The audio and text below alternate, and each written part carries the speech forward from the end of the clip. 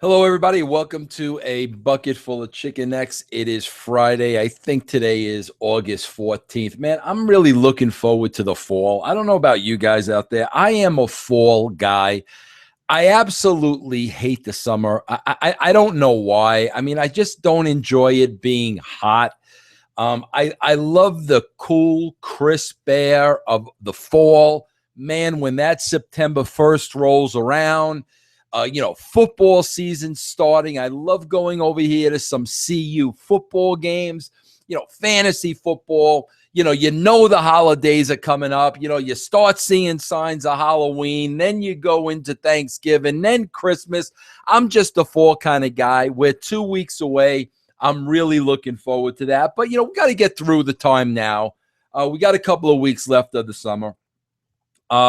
Man, I got to tell you, it's going to be a little bit of sweet for me in the next week or so. Next week, everybody goes back to work and everybody goes back to school. The last couple of months, my wife was home for the summer. She's an assistant teacher. My daughter was home from college, so I did a lot of things with the family. They're going back to work and school next week. I'm going to be in the house alone. Me and good old Yogi, who's really concerning me a little late because I'm starting to notice he's really getting old. Yogi's about 10 years old now. He's a little slower. He's kind of lost a step. And it's kind of starting to sink into me that, you know what, Yogi's not immortal. He's not going to be here forever. But I don't even want to think about the day when he's not sitting right here next to me by my side as he is right now. You could see him. Yogi, what are you doing? Come here. See? Come here. Let everybody see you. Look, see? There he is. He's always right here by my side. Always right here. But anyway, let's get on with the news. There's a couple of things I want to discuss today. I'm coming off of what Jeff and I did with Lions, Tigers, Bears, and Dirt because we kind of talked about it at the end of the show. And we were running long, so I didn't want to really expand on it. So I want to talk about a couple of those things here, plus some new, fresh topics. After Jeff and I ended the show, I went on WrestleZone.com. That's really the only place I go to check out the news. And I saw China's latest video. It was about a minute and a half, and she was explaining everything that happened at Roddy Piper's funeral. Listen, I got to tell everybody this because, I'm getting so sick and tired, of the pettiness. And when we look at the situation that we're all adults, and this is kind of what our life is, it really is a sad commentary to me. Let me explain to you about me, Vince Russo, and the brand. Okay, when you go to my Twitter account, you see Vince Russo, entertainer. Because that's what I consider myself, an entertainer. I'm here to entertain you. I'm here to tell you stories. I'm here to give you opinions. I'm here to make you laugh. I'm here to make you cry. I'm here to make you cringe. But it's a job. What I do every day is my job. So I'll be honest with you. A lot of days I'm commenting on things I really don't give a crap about. I'm commenting on them because, they're in the news. I have a show to do. I want to entertain you. I have something funny to say about the situation. But listen, don't get me wrong. If it wasn't my job, I wouldn't care a giggle dick. I'll tell you right now, it would mean absolutely nothing to me. And I wouldn't be talking about it and I wouldn't be carrying on about it if it weren't part of my job and what I do. I got to get that absolutely straight with you. Half of the stuff I talk about, I don't care about. I'm here because it's my job. You are kind enough to be my subscribers, and my job is to entertain you. So that's what I do. But I got to tell you, the fact that, first of all, Sean Waltman, goes on Twitter and gives a play-by-play of a funeral that he's not even at to take a shot at China is one thing. But then, China going on YouTube and cutting a promo based on Sean Waltman's comments on Twitter, it takes it to a whole different level. Listen, guys, can we, agree that we are all adults here? Just the pettiness and the going back and forth. I mean, I don't understand where it gets anybody. You know, all it is it sucks up the energy. It's negative. Enough. It's ridiculous. I look at these things every day, and it's ridiculous. And listen, I gotta say something to China. I asked China to come back on the show so she could tell me what she's doing and where she's at and this documentary and all this stuff. She basically said to me, well, you know, you got to go through Anthony, who's her manager now, which I'll be honest with you, it pissed me off a little bit. And I was like, well, you know, when you were in China, Skyping me all hours of the night and the day, and I was there for you, I didn't have to go through anybody. I just kind of find it a little insulting that I got to go through somebody now to talk to you. And I'm not going through anybody, you know, to talk to China. Just so you know, I'm not going through anybody to talk to anybody. I'll call you directly. I'll ask you to come on the show. You either want to come on the show or you don't. I'm not going through people, agents. I'm not doing that. So I just here's the thing that I wish I could ask her myself. She does this YouTube video for a minute and a half, and she talks about, you know, she's answering Sean Waltman's claims, and she basically says, she had a moment with Hunter where she kind of whispered in Hunter's ear, "Sorry about the things I said." Now, you know, not for anything. China came on this very show and said that Triple H hit her. Now, I was not fishing for that. I was not looking for that. I didn't ask any question whatsoever that would have led to that. Listen, the interview is still online. You don't believe me? Go watch the interview. She volunteered that, and I'll be honest with you, it totally caught me off guard.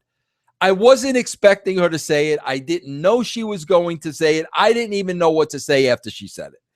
But now it's I apologize to Hunter. I said I was sorry for the things that I said. Well, are you apologizing that you claimed that Hunter hit you and he didn't hit you? Because if that's the case, China, you don't need to be whispering it in Hunter's ear. You need to be telling all of us. You need to be telling me, you know, what I said on your show was not true. And I apologize for saying that because you publicly said it. So I got to be honest with you. If it didn't happen, I want to know. And listen, I've never accused Triple H of hitting anybody. I wasn't there. I don't know. But since you made that statement on my show, like if it's a lie, I'd like you to come clean and tell me that it was a lie and apologize for lying on the show about something that severe and that serious.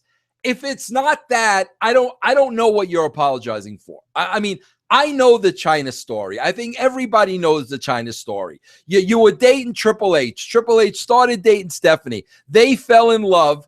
The WWE let you go. They took their name from you. They really didn't take much interest in you from that point on. So I'm just confused with what you're apologizing for. I say a lot of things about the WWE and how I think that company is being run and some of the decisions being made by both Hunter and Stephanie.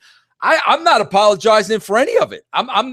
Listen, I don't say things I'm going to be sorry for. When I say them, I think about it before I say them. Then if I mean it, I say it. I'm not going to apologize for anything I say. So I certainly am not going to give any kind of apology for my opinions. So like, I don't know what China's apologizing for. And if it is the fact that Hunter really didn't hit her, I wish she would tell me and tell the rest of us just to set the record straight. You know, as far as pettiness, we hit upon this a little bit too today on Lions and Tigers. It's been a week now that one wrestler referred to another wrestler as fat, and it's made news, and we've talked about it for a week, and we're calling for the firing of Kevin Dunn and yada, yada, yada. I swear to God, I can't believe The world I live in sometimes with this professional wrestling crap. I've been there where one wrestler has called another wrestler things much worse than that. I've been there. I've witnessed it. I've probably been guilty of it myself. But the fact that Randy Orton, asked Kevin Owens if he'd put on some weight, and the beloved Kevin Owens fans coming out of the woodwork now, calling for the job of another human being in Kevin Dunn. Bro, find something to do with your freaking lives. First of all, Kevin Owens is a grown man. Second of all, Kevin Owens is a little bit overweight. I am overweight. I wish I was 40 pounds freaking less. I am working on that. If you tell me I have a gut, you're not going to embarrass me, because guess what? At 54 years old, I have a gut. So first of all, Kevin Owens is a grown man. He doesn't need all his protectors, running up to the front of the line, protecting Kevin Owens. Let's fire Kevin Dunn. Grow the frig up. I swear to God, sometimes I am so embarrassed to be in the wrestling business and to be associated with people like this. It makes me sick to my stomach. When Randy Orton asked Kevin Owens if he's put on some weight, and that's become news of the week, and this one reported it. No, I didn't report it. This one.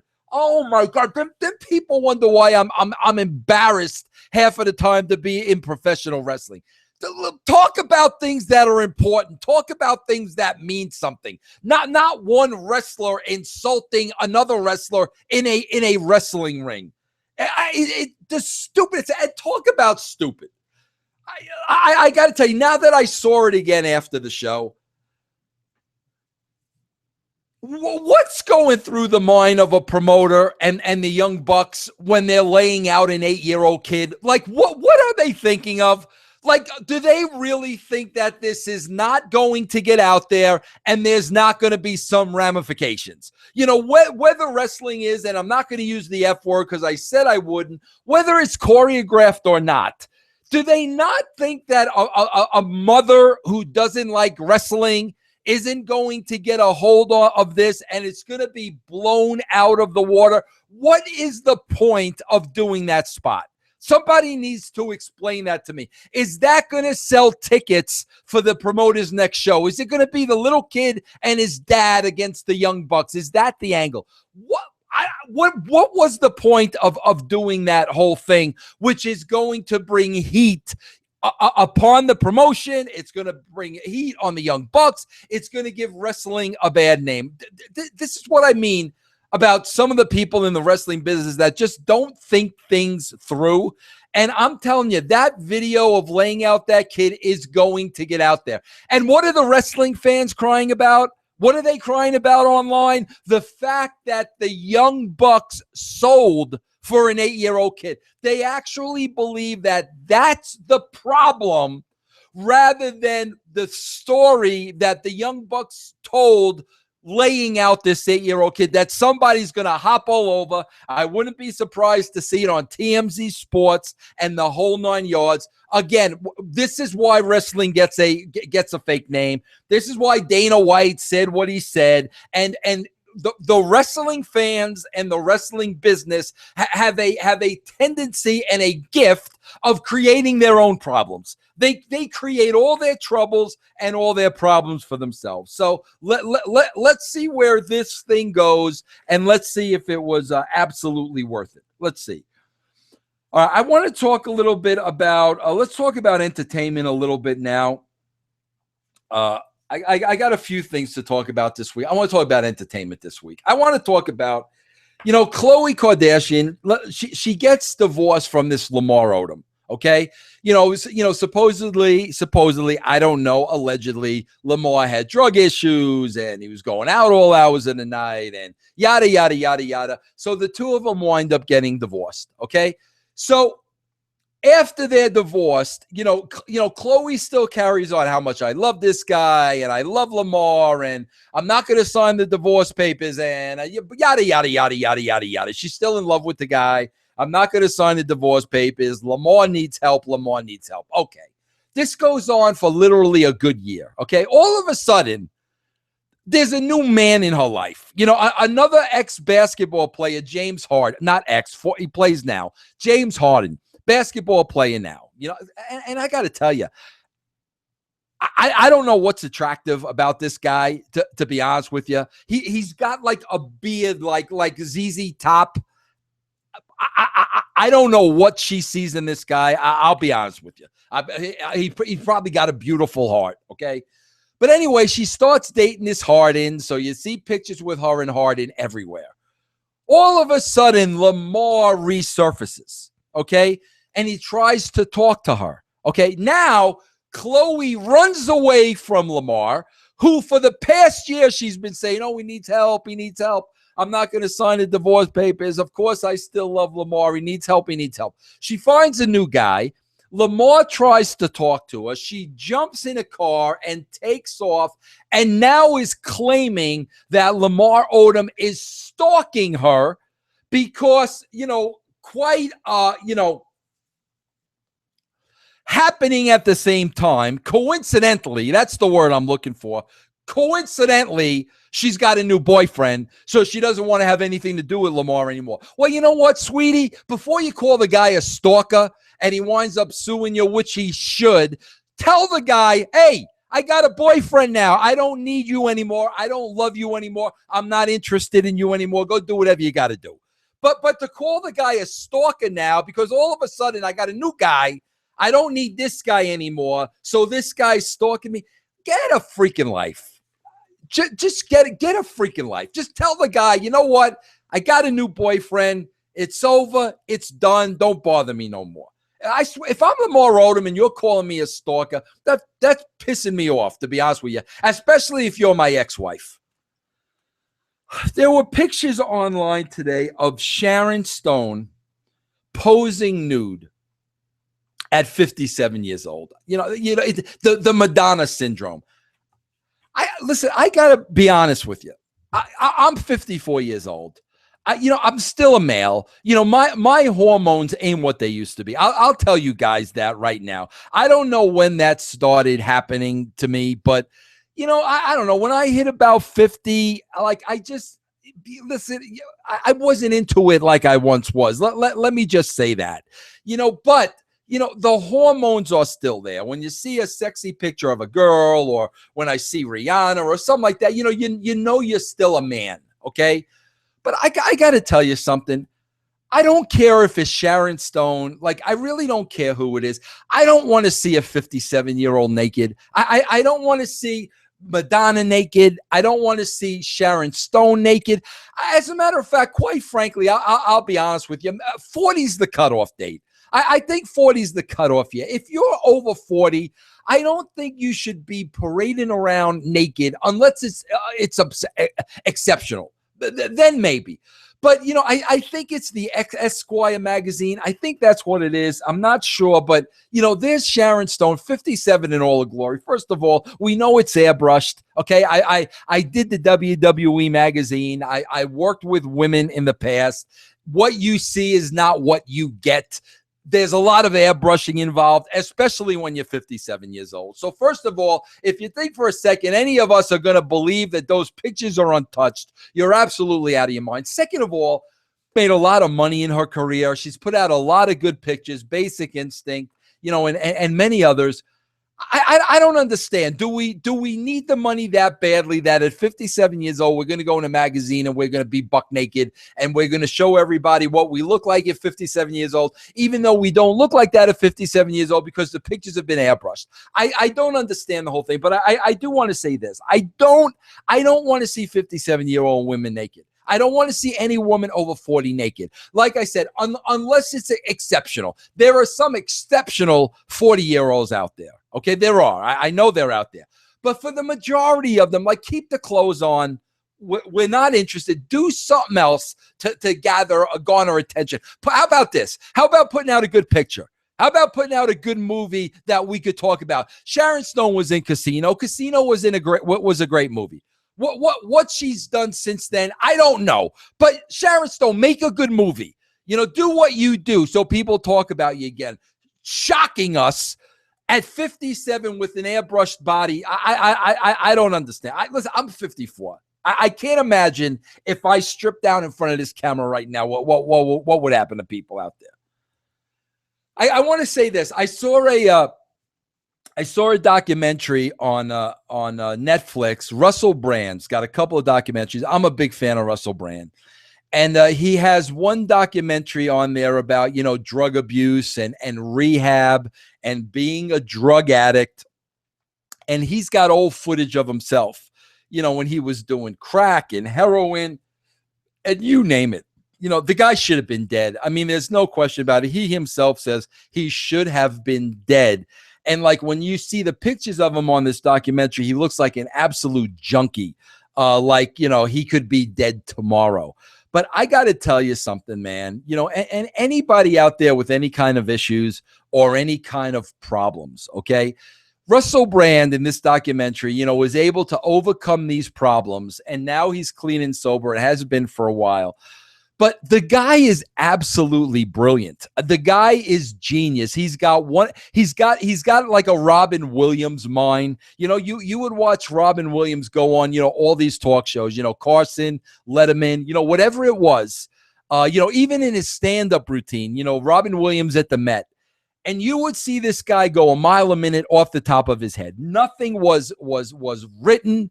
Nothing was memorized. I always have a problem saying memorized. Nothing was memorized. He was a genius. Those things came from his mind.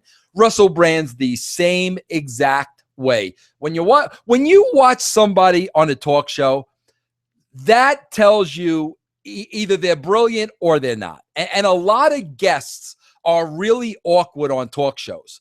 But there are a lot of them that are just a mile a minute off script. Russell Brand is one of those guys. But here's my point. Here's a guy that should have been dead, probably shouldn't have been with us, was able to overcome all his demons.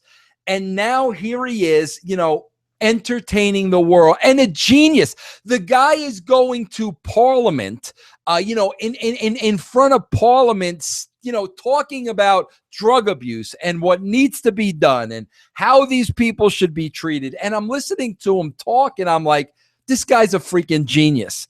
And I love the fact that somebody like that, who had so many demons and so many issues and should have been dead, is now making a difference, is now talking at Parliament, and we are getting to see the absolute genius of Russell Brand. And speaking of the genius of Russell Brand, I got to talk about this, man. Russell Brand was married to Katy Perry. Okay, listen, we all know how hot Katy Perry is. Katy Perry's hot. I get it. There's also a new concert on Netflix, a Katy Perry in concert. I got to tell you something, man. For as hot as Katy Perry is, she is the most awkward live performer I have ever seen in my life. It's like she has no business being on a stage. She does not know how to perform. She's awkward. And it's really weird when you watch a Katy Perry concert, because somebody that hot should not be awkward. They should be sexy. Listen, go watch any Britney concert. Britney Spears in concert is not awkward. Britney Spears is sexy. And I'm not a big Britney fan, but when you watch her perform, she's sexy. Rihanna, forget about it. I have a Rihanna DVD out right now. I have a Rihanna DVD. There's her latest one. It came out a couple of years ago. Oh my God, what a sexy performer. She owns the stage. She belongs there, okay? Pink is a great female performer. Pink has an ownage of the stage. And of course, there's the greats from the past. And I don't want to go into the Debbie Harrys and the Pat Benetars and the Ann and Nancy Wilson, because then I'm irrelevant. So I'll stick to people that are totally out there now performing.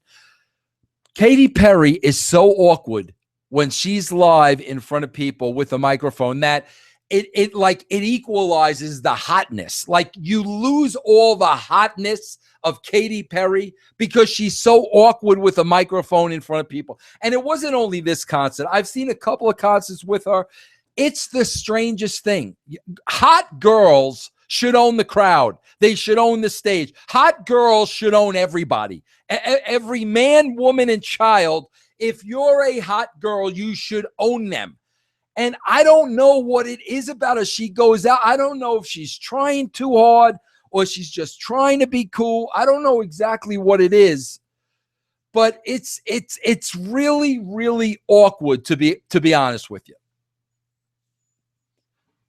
Okay, let me. I just heard something. I thought somebody came into the house. I think it's the garbage man outside. I don't think anybody's in my house because I told you when I do my podcast, I got to throw people out of the house. I got to do this in privacy because sometimes I lose my temper, and especially now because I'm going to talk about my son Vijay. Listen, Vijay's the 19th century man. He's 25 years old. Okay.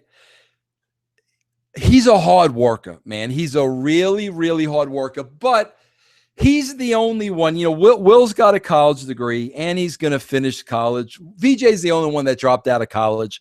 So, like, he's at the point now where he's working his backside off to make money, but he doesn't really know what he wants to do. So this is what he does. You know, like during the day, you know, he works for a company that services all the plants and everything, like for all the Home Depots. So Vijay works his butt off. He's got to travel around to all these Home Depots, make sure the plants are watered and the new plants are out and the dead plants are thrown away. He works his butt off. Then on top of that, he gives guitar lessons, and he's a gifted musician. And if he was more serious about it, he could do something about it. So he works his rear end off. But on top of that, he also lives with his girlfriend. And I got to be honest with you, like, Vijay is a lot like my wife, Amy. Like, they were out of the same mold. And, like, it's hard to pinpoint it, but, like, there's a lack of common sense. Like, and sometimes, you know, here or there, they'll do something really stupid.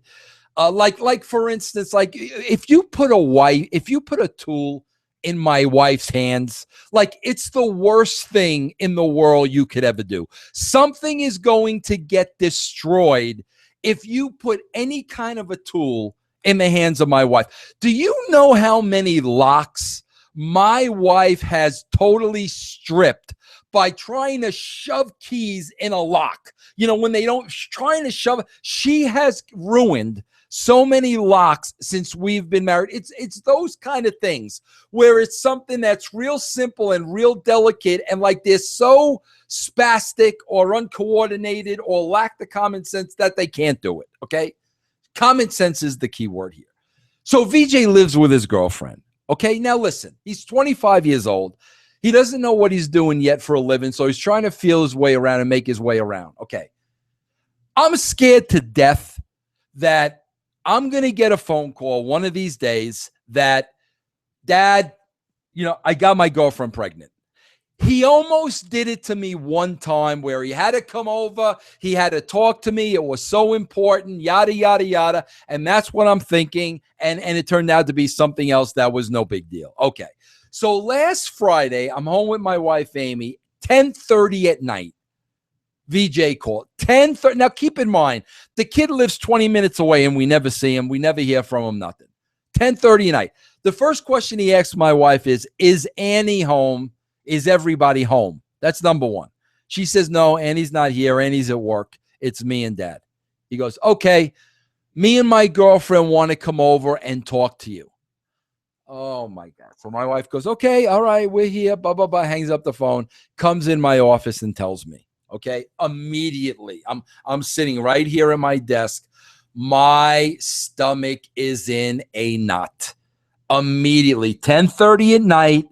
He's calling. He wants to know if everybody's home. He's coming over now I can't even get him over here at 10:30 in the morning. So I'm sick to my stomach. Oh my God, she's pregnant. How is he going to afford a baby? What is he going to do for a living? How is this going to affect me? How is this going to set me back? Are they going to move into this house? Am I going to have to carry him? What the frick? This is what's going through my mind. All the things going through my mind. So now I'm waiting for him to come. I swear to God, I feel like I want to throw up. That's how sick I feel. Okay. So finally, he shows up at the house, and him and his girlfriend come in, and there's absolute silence. So they go in the kitchen, and I get up and I go in the kitchen, and they're standing there, and they're looking at each other. And then he goes, "We have something to tell you." And I swear, I'm like, oh God, no. I dreaded this day. I dread days like this. He's not ready to be a father. He's not there yet. Please, please. So he looks at his girlfriend and he goes, "Well, do you want to tell them?" And I'm like, "You don't understand. I'm white as a ghost now. And Amy knows like what I'm going through here, okay? Because I dread this, okay?" So all of a sudden, his girlfriend says, she's standing there, and she goes, her face lights up, and she goes, "I got a new job." And I'm like, oh my God, this kid put me through this freaking torture for the last hour for his girlfriend to come in here and tell me she got a new job, which has no effect or bearing on me whatsoever. And she's going on and on and on about this new job she got. And I'm looking at my son like, you gotta be freaking kidding me. 10:30 at night, you call me, you come over here, you want to know if everybody's at home to tell me your girlfriend got a new job. I'm 54 years old. I don't know how good my heart is to begin with. You're going to do something like this to me like this. So obviously I couldn't say nothing in front of her. But when they left, I called him the next day and I read him the riot act. And I'm like, bro, not for nothing. Have a quarter of a brain. I know it's too much to ask you to have a full brain. Maybe you're not capable of a full brain. Maybe not even a half a brain. Have a brain of a 2-year-old. Okay, and have common sense and know that the moment you build up to was her being pregnant. And then you come in my house and you're telling me that, oh, she got a new job. And you want me to get all excited when I'm about to pass out and have a heart attack. And then I told you, like I said today on the other show with the daughter, my daughter's walking around with gray hair, and she absolutely thinks she's pardon my French, the shit. She thinks she's the shit with gray hair. Yeah, and you know what? Maybe I am irrelevant. I am irrelevant because I always thought when women got gray hair, they dyed their hair so people wouldn't know how old they were, and they didn't want to look old, so they dye their hair. Now kids today are dyeing their hair gray. At 20 years old, she's got gray hair. She goes to work with gray hair. She's going to go to CU with gray hair. And she thinks it looks absolutely phenomenal, and there's no problem with this. I look this shit in gray hair. And I got to tell you, I don't doubt her. She knows what's going on. If this may be the next new craze, all the young girls dye their hair gray, I don't know. But I guess I am out of touch. I guess I am irrelevant because there are just too many things going on in this world that I don't understand anymore. I don't understand anymore. I know I'm Dana Carvey from SNL. Back in my day, it used to be like this and we liked it. I know I've turned into that guy, but so much of this stuff doesn't make any sense to me. And I don't think it's an age thing. I think as we get older, we get wiser. So I think I'm wiser now, and the more wiser I get, the stupider and stupider one guy calling another guy fat looks to me. It's ridiculous and it's stupid, but it's a big deal to everybody else. So maybe it's me. I don't know. Maybe I need a vacation. I can't afford a vacation. Maybe I need to get out. I can't get out because my daughter's about to commandeer my car again. So I'm here with you doing this show. That's all I got today. Next week, the brand. I really need your support with this radio show on iHeartRadio. I'll give you the details next week. It could be really, really, really big, not only for me, but for everything we're doing here. I'm really looking forward to doing this. I love radio. Again, I'll be honest with you. I really don't know how many people care about wrestling anymore. Again, yeah, okay, bro. You sold 13,000 tickets for the Barclays Center, but I don't know what happened to the 7 million people that used to think wrestling was cool. So I'm a little concerned with the audience. But you know me, I'm going to go out there, balls to the wall, even though I still got the achy ball gimmick because I don't want to get the procedure taken care of that I'm supposed to get a procedure. I don't do procedures. I don't go to doctors. I don't get operations. I don't do none of that stuff. If this is what I do, if there's something that's bothering me right now, like my achy ball sack, I suck it up. I live with it. I suck it up. It'll eventually go away. I'll block it out of my head. I'm not going to get the little surgery the guy says I got to do. I ain't doing any of this stuff. I got to fight through it. I got to get through it. I don't know how I got on that subject. I literally forgot how I just got on that subject. But these are the things that are going through my mind. So I'll give you all the details next week on the radio show. Again, Brand, I know you're the ones watching this show. I ask you, just spread the word, guys. I depend on the subscribers to do this. Without the subscribers, I got to go out and get another job. It's that simple. And another job, probably doing what I don't like to do, but I'll have to suck it up and do it anyway.